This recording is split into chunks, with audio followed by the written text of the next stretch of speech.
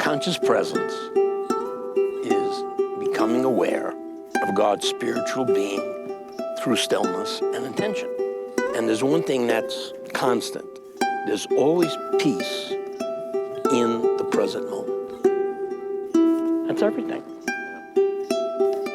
We don't have to wait. The perfect moment is right now. And when you connect to that inner vibrancy that's part of who you are, it's already there. It now has the capacity to have that direct conversation with the great author of life. It is awesome and wonderful and peace that surpasses all understanding.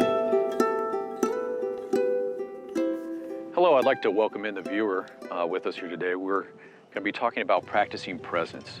My name is Brian Mueller, and I'm going to host a conversation. With me is Jim Heaney and Jim Taylor, and we're sitting at Tamaya in the Santa Ana Pueblo of New Mexico. Thank you very much for joining us. First, let's do some introductions. Jim Heaney, would you like to tell us a little bit about yourself? Yeah, I'm Jim Heaney. I'm been involved in Lumen since before it was a Lumen, actually, from the Center of Action and Contemplation. And I've been teaching presence from the jail system over 20 years, plus classes, and now me and Jim Taylor teach a cohort for Lumen on choosing presence. Thank you, Jim. Another Jim here with us.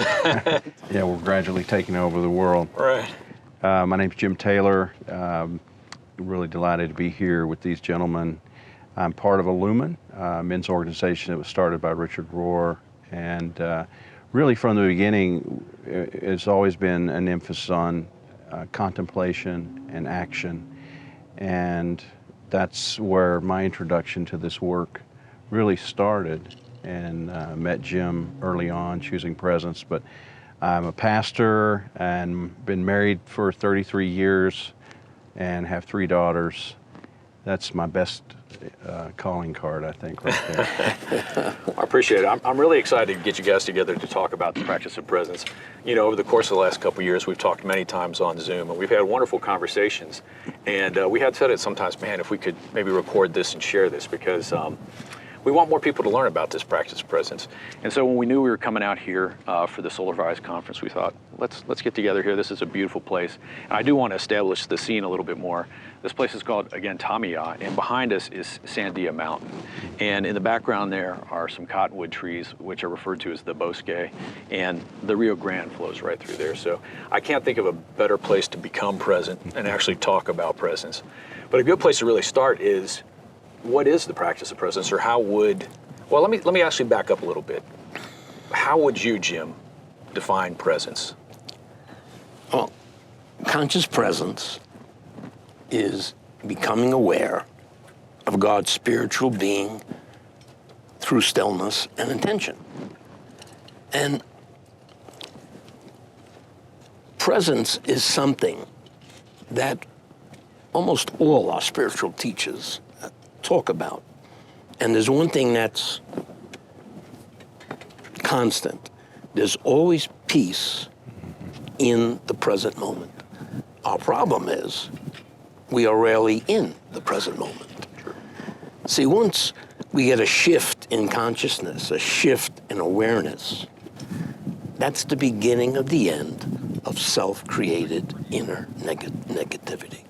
So the idea is to become more present, but it's not automatic for most of us. You know, it's something that we have to cultivate or practice. And so you call this practice, this is the practice of presence. What does that mean? Well, what it means is many of us meditate in the morning, and which is exactly what we should be doing. But it has to be beyond just a morning practice, because there's so many distractions in the course of the day for each of us. So what we do is, actually we've made an app so that every hour there's a reminder to bring in space, to create space. Because when we create space, what it does for us, it makes very clear what's happening in this moment. Instead of so often during the day we get lost in thoughts, living through memory or anticipation. I want to bring you into the conversation, Jim, and talk a little bit about presence too. What do you see as the real challenge in being present? Well, I'm thinking of some great teachers. Tole mentions this. Resistance is a huge problem for us to drop into the present moment.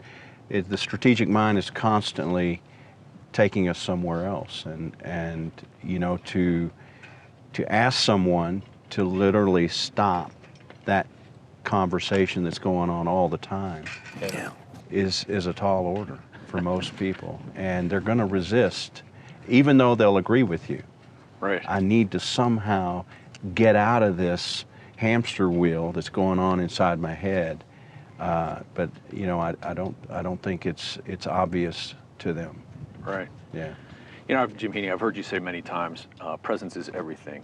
And, you say practice is everything. What do you mean when you say practice is everything? Well, the key to practicing presence in the morning and practicing it throughout the day is what it does. It inner conditions us spiritually. Right. To where our inner confidence changes because our inner knowing changes. And there comes a point where there is a definite clear before and after. And it's that definite clear before and after that is the motivating factor that allows us to continue. We want more of it. Jim, what's your experience of practicing presence? Well, you mean as we're doing it now? Well, even before that, because Yeah. I think some people will probably rightly identify that the practice of presence is a meditative or a contemplative practice, and they may be familiar with this or they may not be familiar with this anymore, or from previously. But yeah, so I want to know, what is your history of practicing presence, trying to meditate, pray, become more and get more into the moment?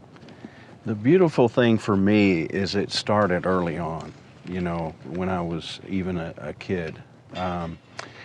My life situation really mandated that I was looking for something, that could give me life preserver, really, in my family situation and life. And I didn't know I was practicing presence, but I found a way to drop into the moment, Right. to be still, to, at that time I would have described it, I still would, as reaching out to God, and in that space responding to the fullness that would show up in that space. And I thought everybody was doing that. I thought when they talk about praying that that's what they were doing too.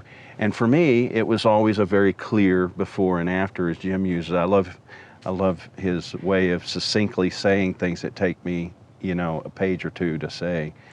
But what he says is exactly what I experienced. And so it's a real delight to partner with Jim these days, because I feel like the way that the book and the app work together just brings such, I think, an invitation and clarity to what's really happening in that moment. Thank you, Jim, for that.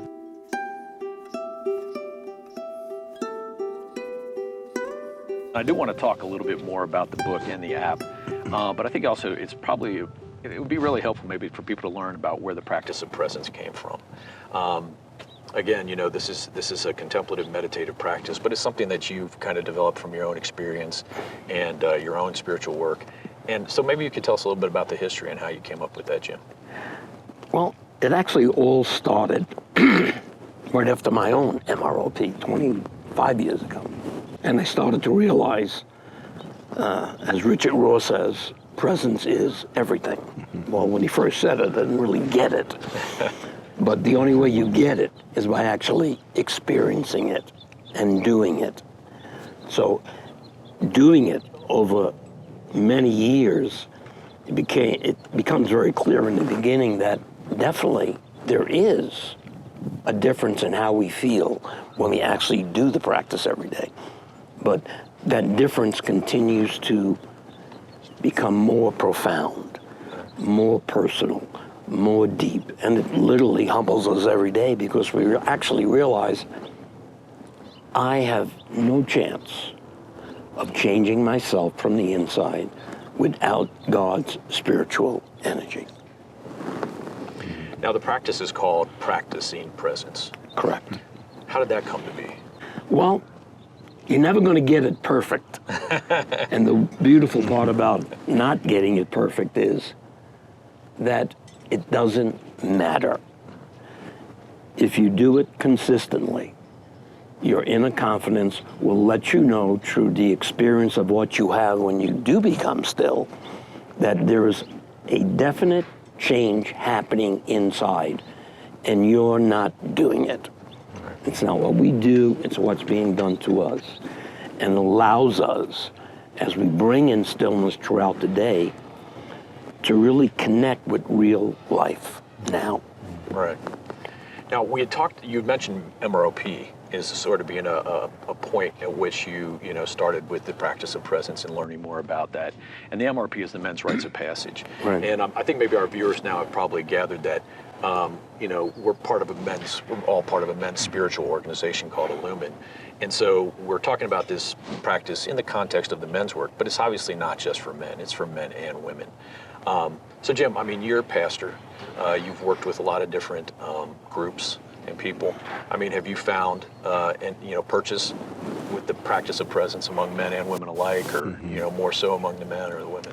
Oh, absolutely. Women are way more better at this than most of us. Yeah, and so it's an easy offering and reception for them, which is great because then they can get their partners and their men in their lives to try it out. Right. But no, I think in our work, guys are, our best opportunity is through the law of attraction. And I think when they see the evidence of what it looks like in some men that they know, they're curious. They ask questions like, so, how do you deal with the strategic mind, the anxieties, the fears, the stresses that, it's a dominant question in our culture right now. Everybody's suffering, with stress and some type of anxiety. And so it comes up a lot. And, when I talk about presence and finding that stillness, there's a hunger for that. There really is. Yeah, I mean, I really do think that, for many of us, we reach a point in our lives where it becomes really a much more significant practice to us, finding our breath, becoming more present. I know it was really important for me as I kind of moved into the midlife stages, is to find some way to calm down, quiet, And I'll take a moment here and just say, we talk about the practice of presence. And you heard us mention an app, you mentioned a book. There is a book, it's called Choosing Presence, and I'm going to hold it up to the camera so they can see that. But the book is called Choosing Presence. The app is called Practicing Presence, and it has the subtitle Christian Way. And that's actually a free app. And these are just tools or means to help people learn about the practice of presence. And actually the app is a very quick way for someone to get into the practice themselves. So, and I want to bring up that I think what differentiates the practice of presence from, say, contemplative prayer or what people think of as meditation, typically, is you had a couple key insights, and one of those was that people that come from a Christian tradition, in this book, you really ground the practice of presence in Christianity for people, and somebody that comes from a Christian tradition might be a little skeptical about meditation, things like that, and say, well, that's not typically a Western idea or Western philosophy. I'm not comfortable with it. I didn't learn about it in church or anything like that. But you make a really good case that choosing presence does have roots in the Bible and in Christianity. Do you want to say anything about that, Jim? Oh, absolutely. It not only has roots, it is the beginning of contemplative prayer, meditation. God tells us, be still and know that I am God. So I actually had a Jewish religious scholar translate that from Hebrew to English because it's different from the Greek translation. And what she said was quite profound. And what she said was, from the Hebrew translation was, be still means to drop everything. Be present. And to know is not a mental knowing. It's an intimate knowing, like a man knows his wife. So clearly, God is telling us, personally, he wants an intimate relationship with each of us. And all we have to do is bring in stillness, which all of us can do. He will do the rest. So what we're actually doing is, by bringing in stillness, we're putting our trust in God to change us from the inside. It's sort of taking a step into the unknown, but as we practice it consistently, we realize there isn't a better step to take. So, I said the first key insight was that you were able to ground this practice in Christian tradition and Christianity and history. And the second key insight, I think, is that you bring the contemplation or the practice of presence out of just a ritual that we do in the mornings often, or at once in a while, into an ongoing practice. And one of the ways you did this was through the app. And I'm actually going to ask Jim Taylor, because we've laughed about this over the last few months and stuff, talking about, the app gives you a reminder every hour if you want. So talk about that insight that, it's not just something we do in the mornings, it's something that we do throughout the day. We can bring this practice of presence, we can bring breath and peace. And let you say. Well, so for me, this was interesting, Jim, before the app. Yeah. When I used to talk to people about my relationship with God, I would always want to add this thing, a moment by moment relationship with the living God of the universe, I would say. I was looking for all these adjectives to sort of try to describe what I was experiencing. And I would usually get a blank look at that point. And they were pretty sure, too, this was not part of the Western tradition, this moment by moment thing. They kind of wanted to go to church on Sunday, and, that was kind of it. God got his peace, now I have to get on with the rest of things. But that moment by moment relationship and the dynamic was that this was really working. There was a clear effect in my life. And I didn't have all those succinct ways, that Jim has conveniently given to us in the book.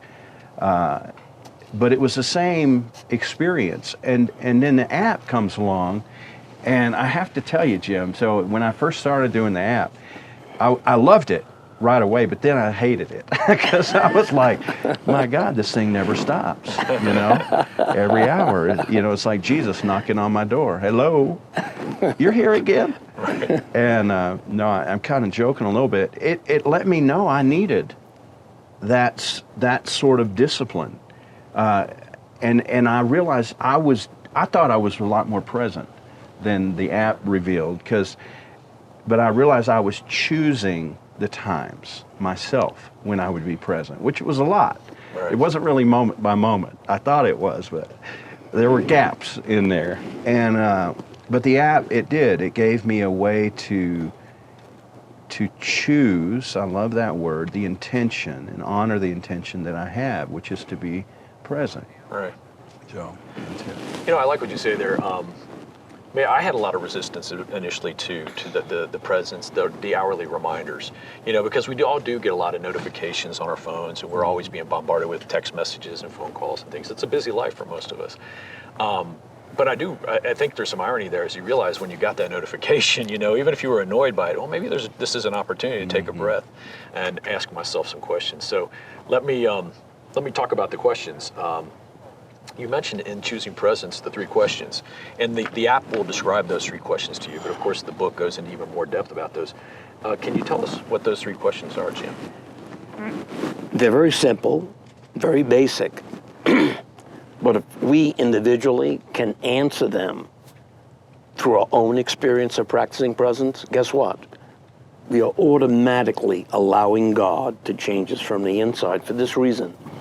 If we can say to ourselves, the first question is, when I am at peace, do I know why?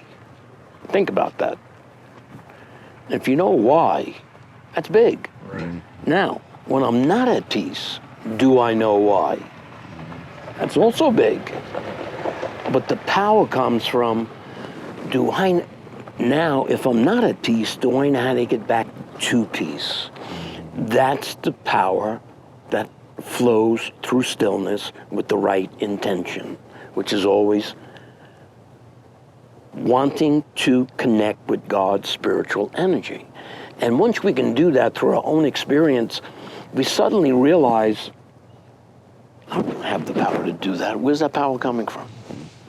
And it humbles us, has to humble us. Right. And if we stop doing it, guess what? We'll be right back on our head right a few days later. Now, do you recommend that you ask these 3 questions every hour, or is it? Well, actually, the 3 questions, what we ask is, which says in the app, there's also what I call a spiritual accountability 3 questions, meaning we'll say once or twice a day, am I present now? Right. Okay. Second question is, how do I feel inside? Right.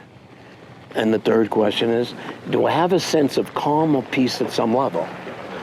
And we say in the app, if you don't, just continue to breathe, because as you're asking those 3 questions, you're taking a deep breath every question. And believe me, over time, you go 3 months, 6 months, you're going to get very few no's. Right.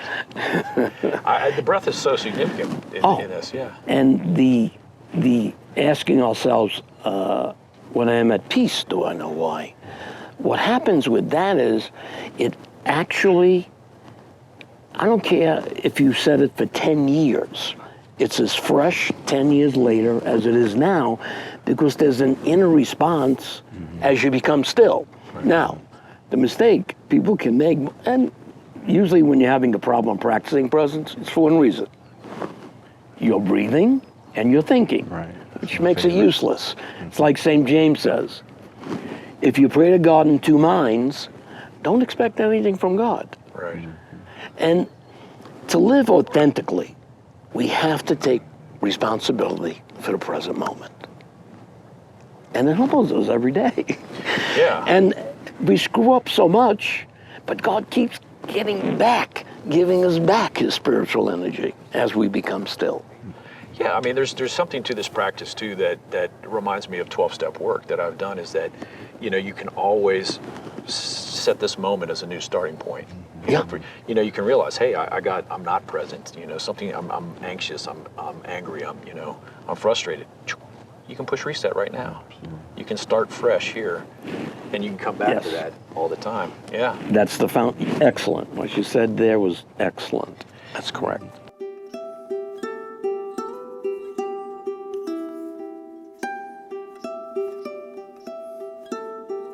I've said that this, one of the reasons, well, actually, I want to ask a question. Why do people resist presence? Yeah. Maybe you can talk about that from your work as a pastor. Good gravy. Why do they resist? It is apparently the plight. Human beings are the only part of creation that can deny itself. Right. Everything else is at peace, Jim. Everything. Amen. Everything is its true self. We're the only part that somehow doesn't participate in all of that. And even when we've experienced it, there's without the discipline and the choosing and re-upping,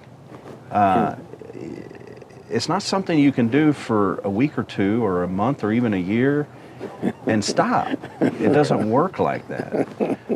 It's a surrendering to what all the traditions talk about, a power greater than yourself. Surrendering in that moment to something larger than what your strategic mind is so concerned about and consumed with. And so we have to have some kind of practice that will drop us into that posture. I call it a posture where I meet God. And that's the stillness. William Blake said that stillness is the only part of his day where Satan cannot find him. Or silence, actually. He said, silence is the only part of my day where Satan cannot find him. He wasn't talking about the devil. He was talking about the strategic mind.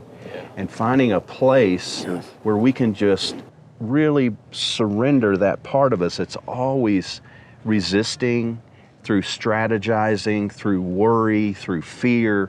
We don't realize that fear is a resistance, but it is. Oh, yeah. You're in a conversation. You are in a conversation all the time. It's just that conversation is going to produce more of the same. Right. And we're looking at another kind of conversation.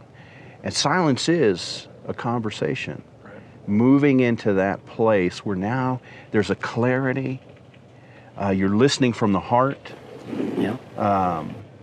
And it's in that space, when you cultivate that you start to find parts of you that you've denied coming alive and coming awake. Yeah.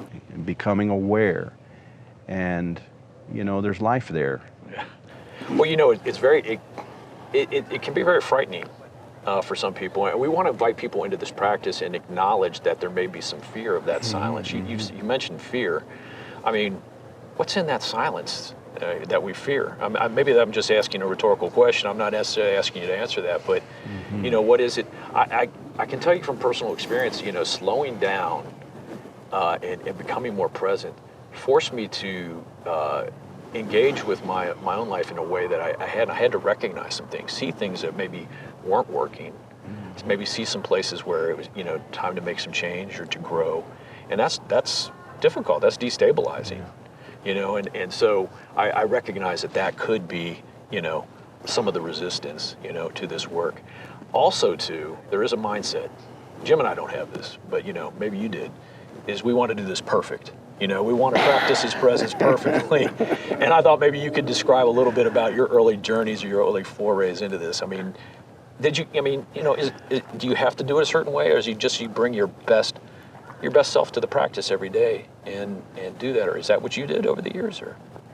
Well, the foundation is that I did it wrong before I did it right, that's for sure. And the other part of it is,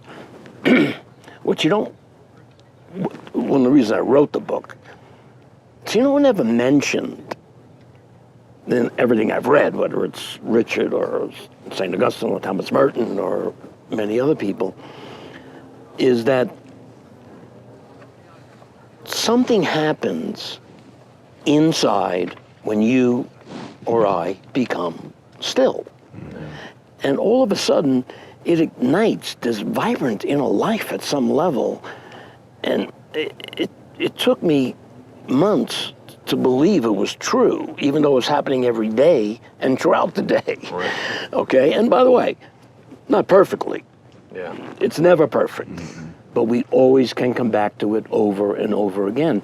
So when we say inner spiritual conditioning, that is the greatest gift God has given us. His constant spiritual being accessible. Jim, would you like to add anything to that? Yeah, I'm thinking, just listening, it's an invitation to the really real. We think we're walking around and we know what's happening. Right. But the truth is, we're so asleep at the wheel, we don't even know if we're on the road or any, we don't know where we are. And, I say this often, that fear is not a good advisor. Right. Whatever is capturing most of your attention is almost always not the better part of you. It's certainly not God or your higher power. It's something else that we'll often call the constructed self. This part of it that thinks it's the real deal, but it is so small it can't have an adult conversation with everything. So it just keeps reproducing itself over and over, you know, and it misses everything. Yeah. John O'Donohue said it like this. He said, if you walk out your front door in the morning and all you see is dead space between where you are and where you're going, you will miss everything. True. And if instead you walk out your door and you see everything as alive, because it is, then you'll see everything. And what else is everything but the divine that's in you and me and in the Creator Himself? And I think that's what we're looking for, is a way to make that immediate, so that we're present to it and it's present to us. We surrender to it. And I think that's the most difficult part for me to try to explain to someone. How do you surrender? And what effort do I give to that? How do I make it happen? Yeah. And that's when the breakdown starts. Because it is something, once you do know, though, once you do it, then you know what that looks like. And you can repeat it. Yep. That's the good news. It's not elusive. It's not like you got to go on a mountain somewhere and wait. Right. It can happen in the moment. And Thomas Merton put it exactly what Jim's talking about. He said, when we experience that we're supported by God's love, we immediately feel worthy of love. Mm-hmm. That's everything. Yeah. That's beautiful.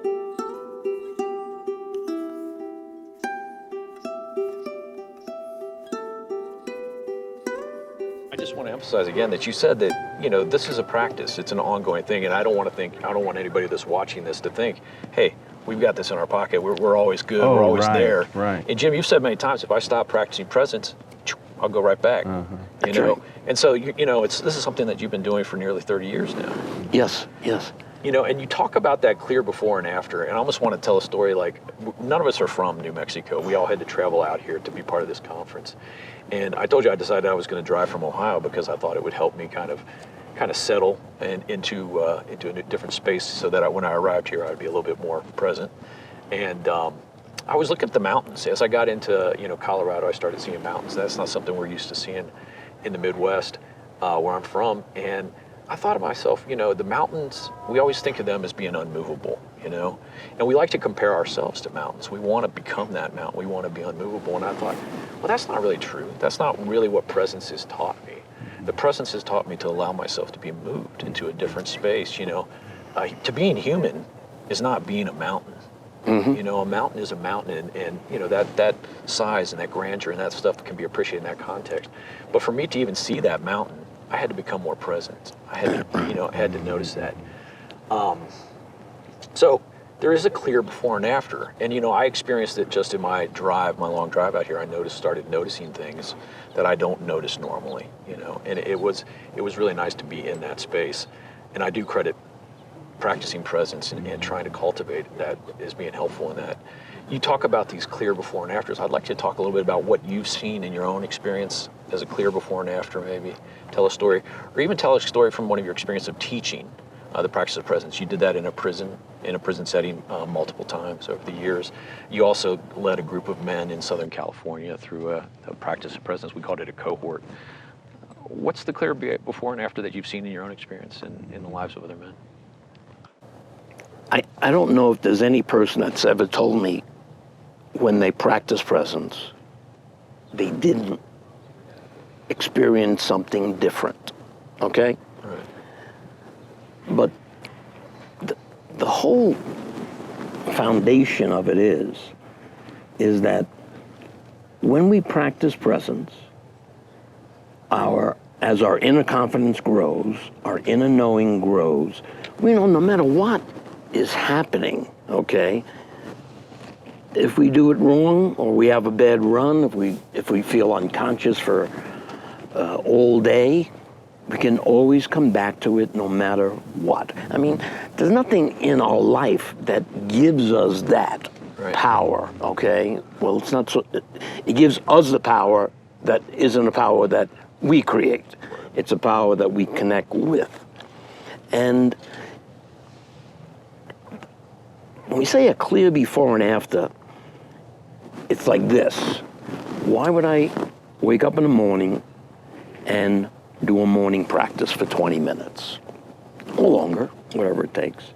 Because I know exactly that I am craving that inner calm, that inner peace, that inner clarity that I will not have unless I do it. But then during the day, as important as the morning practice is, those 3 breaths during the day is absolutely, it renews us, it refreshes us, it gives us more inner confidence, and we absolutely know it is always available if we practice it consistently. And the motivating factor always is, it's the difference, an unmistakable difference of what we experience inside as we become still. Right. You know, Jim, you've said that you've noticed that there's a difference in your interactions now. And I don't want to suggest that everything's come through you practicing presence, right? It's a spiritual journey. This is part of a spiritual journey that encompasses more than just the practice of presence. But obviously, you know, your interactions with other people would not be so precious if you were not present. You know, I mean, is that one of the benefits that you've noticed, or? Without a doubt. And I think that's important to realize. This doesn't necessarily all come at once, the clear before and after. It does, I think, after you've practiced and you realize, oh, this is what I'm doing. But there is sort of a running start at that. You know, I remember finding ways to deepen my connection with God, to be more real and authentic in this world. And, you know, there are a lot of things that we talk about, even in our men's work, being in nature, being in solitude and prayerful postures and those kinds of things. But, you know, there's this reference in the New Testament to peace that surpasses all understanding. That can come regardless of the circumstances that are happening. That was always very intriguing to me. How do you have that if things aren't necessarily going that way? And the practice of presence is exactly what that is alluding to, is that you're essentially in a moment becoming grounded. Right. You're centered. Something more is going on than just whatever narrative you've been rehearsing, you know, in that day. And it's in that centering that you have the opportunity then to show up differently. And what happens to me, I say this to people all the time, if your practice, and people will tell me, oh, I got to practice, and they'll tell me, and I'll say, well, you know, if your practice isn't enlarging your heart, you know, if you don't see compassion growing in your life, loving people that or things that you didn't used to love, if you don't see some kind of movement, I tell them, get a new practice. But it is like what Jim's talking about here, choosing presence, moving into that posture repeatedly throughout the day. It's not really anything new. This is a message that is really, there's no Christian way of breathing, no Buddhist or, you know, Hindu way of breathing. This is a grounding practice that every tradition says that if you can find this space of stillness where you can have what I call it the animating breath of God going in and out of you, and you can participate with that, it sets up an opportunity for us to live differently. And it shows up. Right. It will show up in how you greet the waitress at your table. And if it doesn't, get a new practice. You know, it'll show up in how you argue with people that you love. And if it doesn't, get a new practice. Right. And you know, it does feel like sometimes that these practices of meditation and presence and contemplative prayer are very much an individual practice. And there is that element to it. You might, you know, have some time to yourself in the morning, sometimes set aside specifically to do the practice, but it's also a community practice. Absolutely. It's something that can be shared. And you both have experienced that, what are the benefits of sharing practice of presence in a community? I mean, what have you seen or what have you realized from teaching presence in communities? It's, again, anyone who actually does it, especially if it's a man, husband and wife in a family, makes a tremendous difference for the simple reasons that whatever inner conflicts we may have, as we grow in presence, we absolutely know when we bring in stillness, we may have inner conflicts, but there's also a sense of peace around that conflict, around that pain, around that problem. Right. And that's what builds our inner spiritual confidence even more. Right. I mean, it really is a communal practice then that Oh, yeah. because it changes your interactions with others. Yeah, I think the biggest advancement in practicing presence will be to incorporate women into all the programs we do. They are so essential. Plus, they get it better than men. Right. Just getting ready for them. Yeah.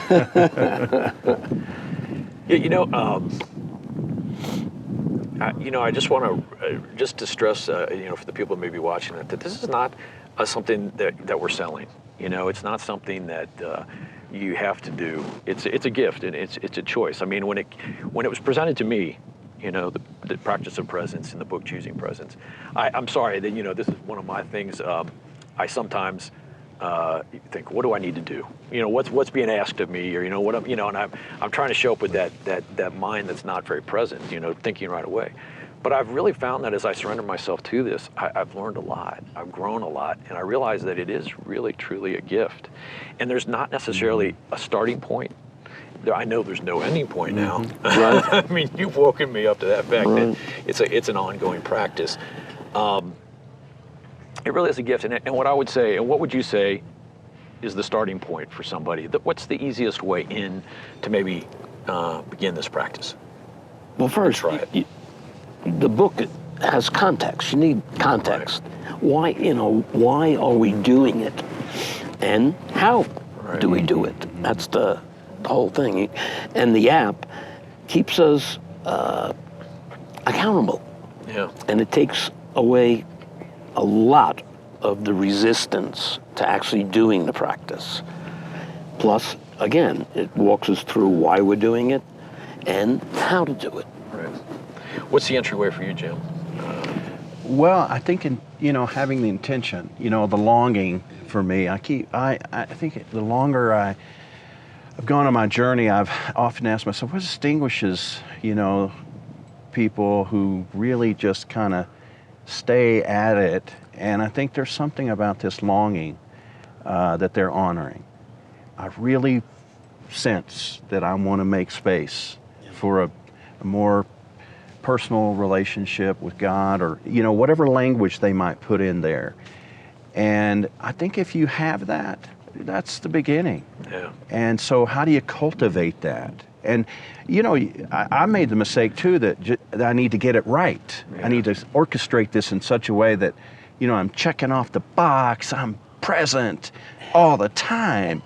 And it's an absurdity. We can't, I don't know if we can be present all the time or not. I hate to go on record with that, but it's part of the journey that we fall asleep. And apparently that's okay. Even waking up to the fact that you're asleep is already waking up. That's it. Isn't that an irony, So the longing is enough.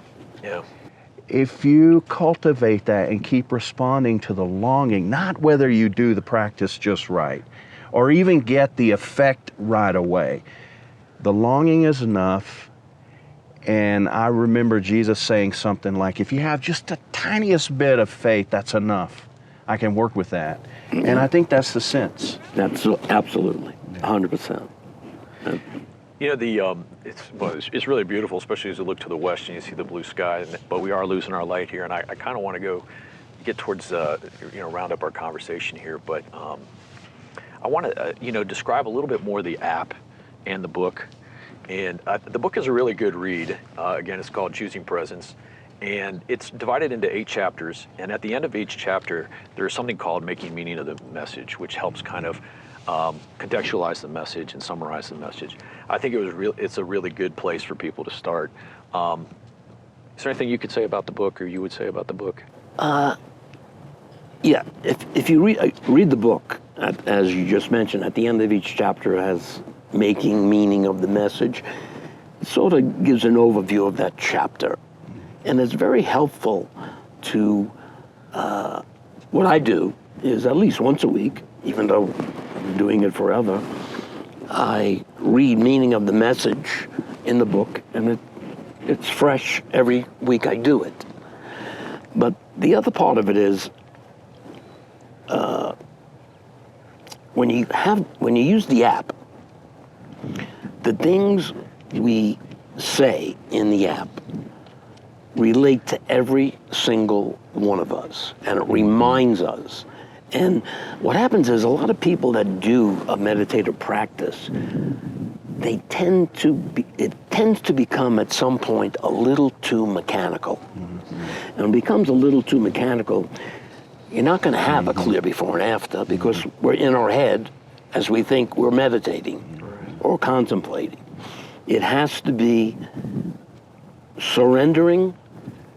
One thing that is important is your breathing and let's put it this way.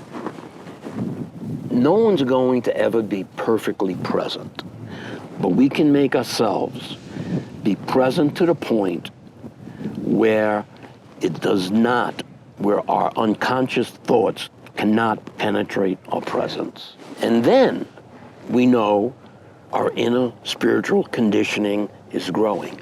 Yeah, I agree. I think that is a real key point, is being able to still that, strategic part of us. That's kind of how you're not just, as he says, thinking and breathing. Because the practice itself is not what will save you. It is what comes as a result of that. When you stop that inner chatter and you listen, you're present, and you come into a different kind of, I call it a conversation. It's coming from somewhere else. That's why I know it's happening, because I'm surrendering to that, and it's always the same for me. So when the alarm goes off on my phone, Jim, I don't always want to answer it, but I'm like you. I'm conditioned, and I know what awaits me, and this is what I do. I just stop and I go, all right, fine. So that's what it's going to take. And I breathe. Yeah. And Jim, I surrender. Absolutely. I surrender in that moment. I yield over that part of me that wants to be in charge, wants to resist, wants to do whatever it's going to do. I don't know why it thinks it knows anything. It's not doing much good. Right. But it's still active. But when I surrender, sure enough, immediate, I have a different perspective. If I'm rehearsing some resentment I have against somebody for doing something, I gotta let it go. Because you can't do them at the same time, right, Jim? Right? You talk about that. You can't have resentments and be still. Yeah. Don't happen. You can't hold on to a part of No. it. Well, I'll just put it over here and I'll come back to it. No. It's a surrender in that moment. And no kidding, I try to pick it back up sometimes. I still want to pick it. It's like, no, I guess I did surrender that. Surrender is a really beautiful word. I mean, there is no presence without surrender. Mm-hmm. Surrendering to the moment. And the other powerful part of it is, as Jim was saying, sometimes, I just don't feel like taking my breaths now, okay? Or I just don't feel like doing the morning practice. But then you do it. Right. And whatever experience you had before becomes more intense, right, more profound. And you say to yourself, why would I ever stop doing this? this? That's exactly right, Jim. I feel that way quite often. I mean, I'll think, 'cause since the app has made it clear to me, and then I'm resisting, and I'll think I'm not going to do it. But then I'm in. Yeah. So I got to do it. Right. And then I do it, and I say the same thing. Why did I not want to do that? Right. Yeah. Perfect. I've been profoundly influenced by the spirituality of the 12 steps, and I often think about, with the practice of presence, one of the things that keeps it fresh and alive for me is, the 12 step is, having had a spiritual awakening as a result of this work that we pass it along. We give it to others. And that's been helpful to me. We led a cohort also in Ohio of men through choosing presence this spring, and it was really powerful. It's a really powerful way to engage and to find, more depth in the practice and to keep it alive, to keep it fresh. I mean, I think that's, part of all the work that we do.